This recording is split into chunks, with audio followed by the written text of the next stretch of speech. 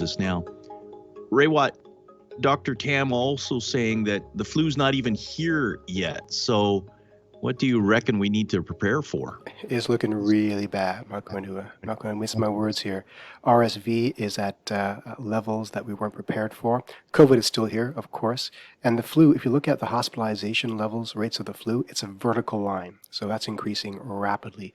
We have hospitals around the country overstressed. Here in Ontario, where I am, there are 0 pediatric ICU beds left. 0. That is an apocalyptic nightmarish scenario if you're a parent. So the situation is very, very dire. And as noted, flu season is still starting. So we have to do something to quash this crisis now. Okay, what do we do? Well, this is both a supply and demand problem. Insufficient healthcare supply to meet great healthcare demand.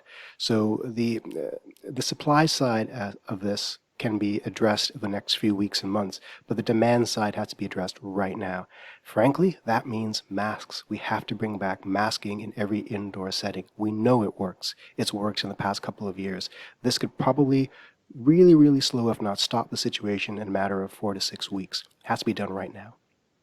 And Raywat, when we talk about ICU beds, pediatric, adult, or otherwise, there are so many factors that could land someone in that situation. If you're a parent in Ontario right now, which you are you taking precautions, maybe fewer activities, more care on the roads, anything that could stop your child from ending up in that situation? Well, what I've been advising people is don't do anything that increases your chance of needing emergency care. Obviously, we can't prepare for everything, so don't go base jumping or skydiving or anything like that. I've taken my child out of daycare right now, and that's an extreme step, but I can afford to do so. I work from home. Not everyone can do so. It's not just that I'm afraid he's going to get sick with COVID or RSV. I'm afraid that if he needs hospitalization care of any kind, it won't be available. And that's an extreme step, right?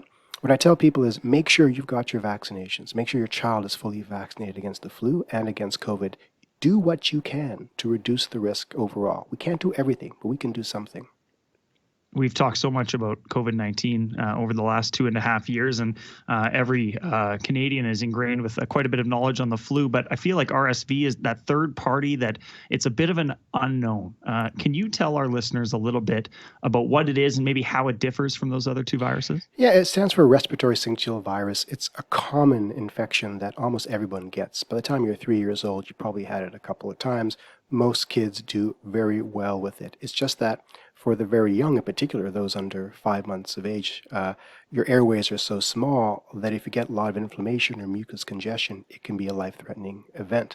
Again, most kids will be infected several times and won't even, well, they'll notice it, but it's like a common cold. It's just that so many kids are getting infected now. Less so than last year, frankly. We have fewer cases this year. The test positivity rate suggests that. It's just that that fraction of kids who are doing poorly and requiring hospitalization is greater for some reason. And that's worrying. And so we recommend, we meaning the scientific and medical community, that you do what you can to prevent your child from becoming infected right now because care might not be available. This is further compounded by the fact that we don't have sufficient cold and flu medication over the counter. We haven't got Tylenol and Advil to reduce your child's fever, and that's driving some parents to take their kids to the hospital when otherwise they would not be doing so. So we have a multiple number of factors that are driving this crisis, and we need to address all of them simultaneously. Raywat Deonandan, without mask mandates coming back, though, because I don't believe that that's going to come back unless the situation is dire, what will it take?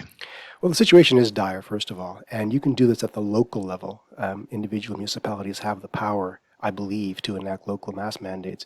But there are other things you can do. You could improve ventilation in schools and daycares by installing HEPA filters and better airflow capacity. We can do something called a UVGI system, which is ultraviolet germ eradication in other kinds of settings. These are expensive, maybe a couple $100 per room, but not as expensive as the hundreds of millions of dollars per week that additional ICU care is costing us. That's not ideal. Masking is cheaper and more effective, but if people are unwilling to mask, then we make infrastructure investments. But again, we have to do something. The system's about to collapse. I know I sound over the top here, but I'm a little scared.